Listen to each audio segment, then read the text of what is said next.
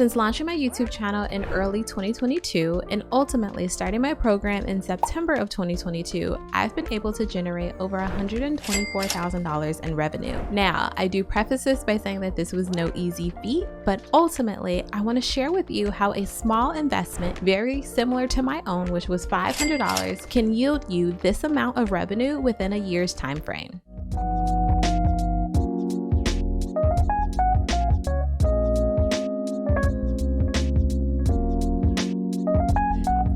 Hey everyone, my name is Natasha with Subscribers to Clients, and my channel focuses on all things business, finance, and personal growth. I really created this channel for small or aspiring YouTubers who are looking to launch their own channels and ultimately understanding that you can do this with any niche, be it stocks, e-commerce, or drop shipping, whatever that looks like for you, whatever your niche is, whatever your passion is, whatever your interest is. I want to share with you how you can ultimately monetize it and yield the level of success that you're looking for. So when it comes to me initially starting on YouTube, it was not with this channel, Subscribers to Clients. So everything that I am discussing, I do want to preface it by saying it is based on my other channel, The Business Recruiter, which has been able to yield almost 4,000 subscribers at this point. And again, the program that I created that's associated with that channel has been able to yield over $124,000. But when I first started out thinking through how do I even go about building a brand and what do I want that to be, that initial investment for me was $500. And I want to break down exactly how I was able to spend that $500. About $300 of that was me doing a photo shoot. So all of the pictures that you see within my thumbnails, I've had these same pictures that I've recycled on my TBR channel as well as now on STC for over a year now. I actually initially did this photo shoot in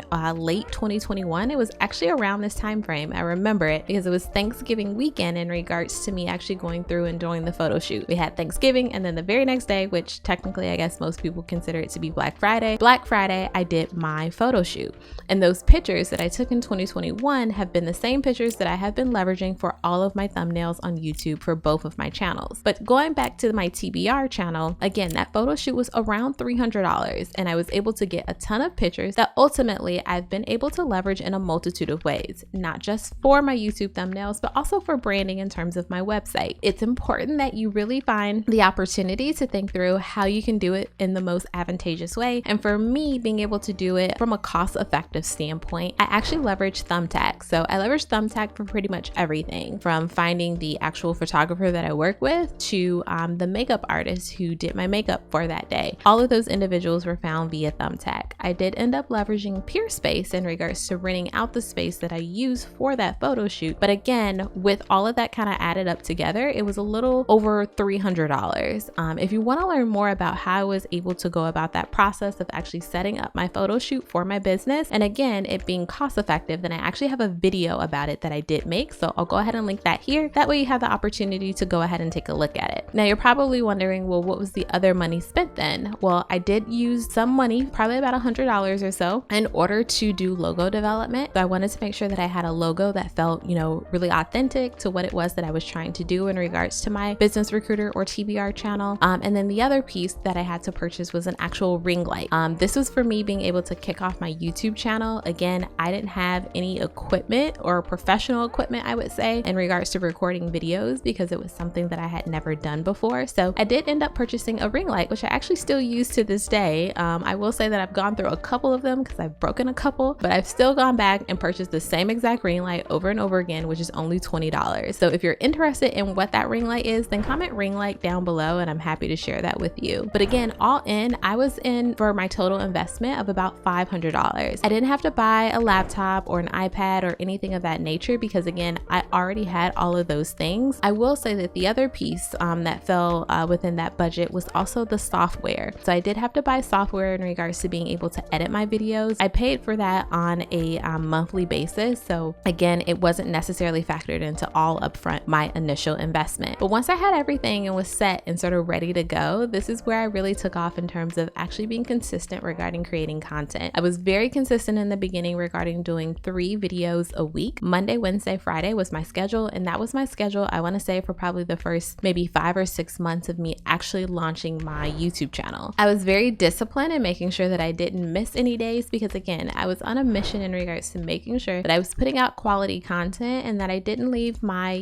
subscriber base wondering what was the next topics or what were the next things that I was going to ultimately be talking about. After about 6 months of running my TBR channel, I decided that I knew that there was additional information that I wanted to offer. Like, your YouTube videos can definitely be long, but I also feel like at a point you also lose your audience. So I wanted to be able to find a balance of being able to put free content out there that ultimately engaged my audience, but also wanted to find a way to be able to monetize. And I was far off because of my niche with being able to monetize via YouTube, at least at that moment. I ultimately had to make sure that I was able to get to 1,000 subscribers and then also 4,000 watch hours before I could even go through that process. And I know because of the niche that I was in, again, it was recruiting, I wasn't going to be able to hit that rather quickly in comparison to maybe some other niches out there, such as stocks or finance or beauty or makeup, like anything of that nature. Like, those niches tend to take off really quickly. And I know recruiting, while popular, it just wasn't one of those niches that was going to do that. So I knew that I was going to have to find another way to go about my monetization process. So for me, that actually looked like creating a program. Now, I didn't start off with creating this massive program. I actually took on beta students and tested my program out.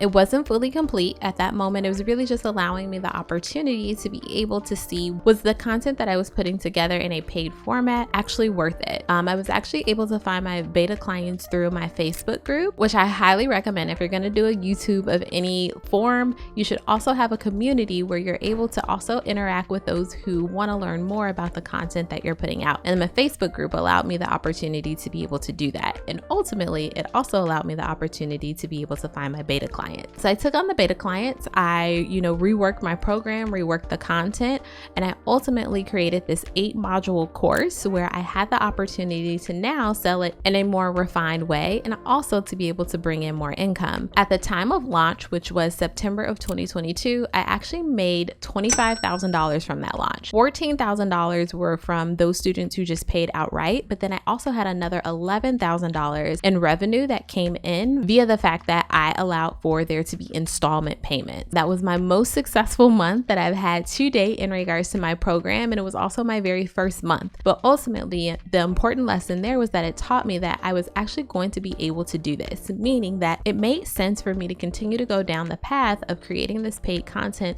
and continuing to reiterate on what that course and that program was that I was offering. And I do also want to say, for those who are smaller YouTubers out there, I started this program when I only had 1,000 subscribers. Now I'm at almost 4,000 subscribers, but when I first kicked off that program, I literally only had 1,000 subscribers on YouTube. And I say that because I think sometimes it's really intimidating when you think about the fact of starting a program and ultimately thinking that you need more individuals in order to be able to market to. But those who are serious and actually want to be a part of learning more about what it is that you're offering will go ahead and make that purchase. Ultimately, they're investing in not only themselves, but they're also investing in you to be able to teach that information. And there has to be something about the content that you're putting out that ultimately allows them the opportunity to feel safe with making that purchase with you.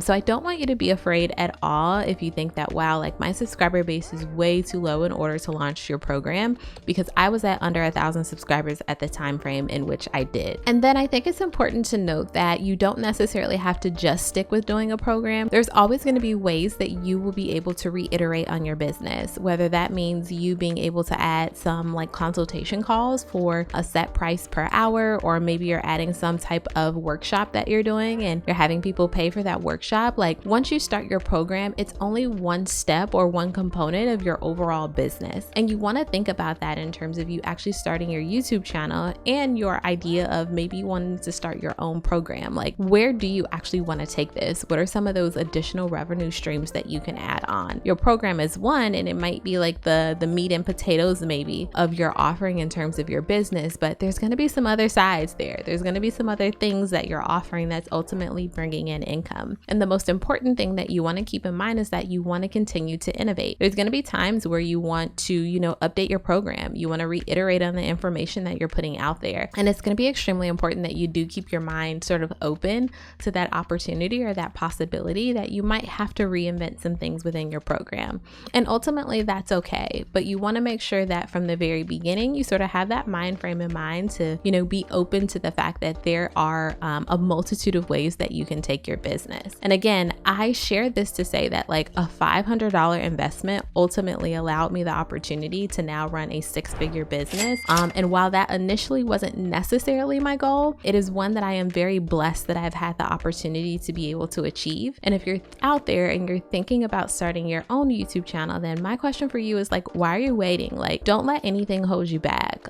Ultimately, I am like an introvert by nature, so sometimes it even surprises me that I continue to get in front of this camera and put myself out there and put my content out there and allow the world to be able to scrutinize it in whatever way they want. But ultimately, I know that, for me, I see the benefit of it. I see the impact that I'm able to make, not only on like my family via being able to start this business, but also for my students who are going through and now having the opportunity to start their own successful businesses because of the content and the information that I'm putting out there. And you never know whose life you're going to change in the process of that. So if you are thinking about it, then definitely I encourage you, even if you only have $100 or $200 or $300, you don't know where that small investment is going to take you, but ultimately believing in yourself and just getting started is going to get you a lot closer. Well, I hope that you enjoyed this video. I hope that it was helpful. If there's content that you are like dying for me to share in regards to starting my own YouTube channel, my journey, starting a program, executing on my program, like all of the things, I am more than happy to talk about it. Be sure that you comment down below and I'll make sure that I put that in the schedule in regards to the content that's up and coming. Thanks for watching, and I'll catch you on the next video.